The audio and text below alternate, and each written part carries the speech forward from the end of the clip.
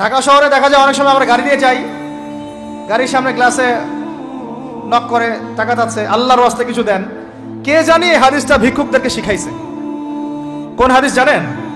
যে আল্লাহর ওয়াস্তে কারো কাছে কিছু চাইলে ফিরাইতে হয় না। আল্লাহর ওয়াস্তে যদি কেউ আপনার কাছে কিছু চায়, আল্লাহর ওয়াস্তে ভাই আপনার কাছে আমি 10টা টাকা চাচ্ছি, থাকলে দেন, তাহলে এটা ফিরাইতে হয় না। বেচারা আল্লাহর ওয়াস্তে চাইছে, আমি ফিরাবো কেন? আল্লাহর দোহাই দিছে। তো প্রত্যেকটা ভিক্ষুক দেখবেন চায় আল্লাহর ওয়াস্তে দেন, সেটা নিয়ে রাখাক আর কি করে করবো, আল্লাহর ওয়াস্তেই চাচ্ছে। তো অনেক সময় দেখা যায় অনেক ভিক্ষুকের ফ্ল্যাট আছে ঢাকায়, কি আছে, আর আমরা ভাড়া থাকি, যারা দেই তারা ভাড়া থাকি, হয় ভিক্ষুকের ফ্ল্যাট আছে। সুবহানাল্লাহ।